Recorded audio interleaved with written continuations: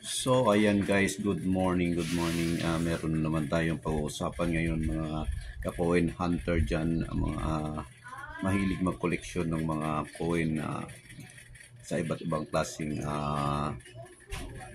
ng mga coin na pinakoleksyon nyo. Ito, meron ako papakita sa inyo. Ito ay isang 1 cent penny.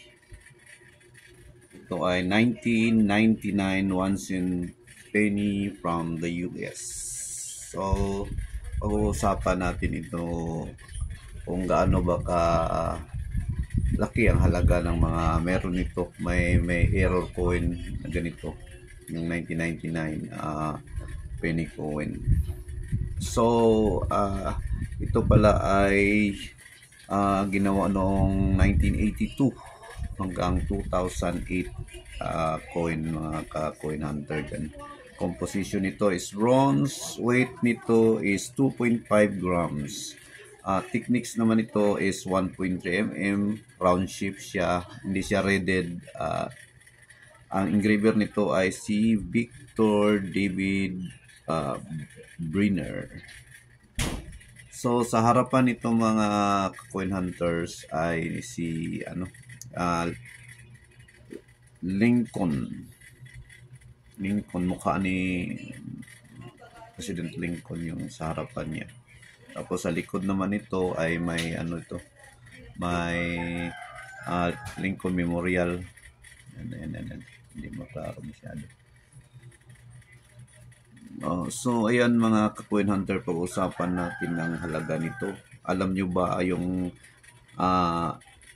halaga ng error coin ng 1999D mint mark from Denver po, ito ay nagkakahalaga ng $138,000.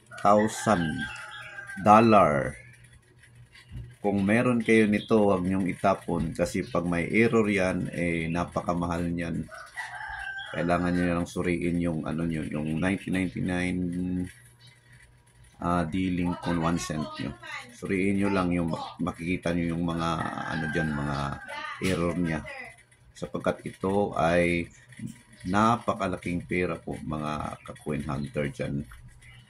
So ito, ang 1999 pala ay may error yung sa America niya. Sa likod niya, tingnan nyo sa likod, yung sa word na America yung A at saka M niya magkadikit talaga yun. So pag meron kayong nakita sa word na American, ang AM sa America ay magkahiwalay, hindi siya magkadugtong, magkahiwalay siya. Yung A at saka M ay napakalaking pera po niyan. Kasi alam niyo ba kung bakit? Dahil wide AM error ang tawag dyan. Worth 4,000 dollar po yung yung mga ganyang error, mga wide AM sa 1999D doon sa likod niya sa word na America. So ayan, konting kalaman. Tingnan niyo yung mga yung mga katulad nito, 1 cent 1999D Lincoln penny, mga ka-coin hunter, mga idol. So ayan, wag nyong sayangin, wag nyong itapon.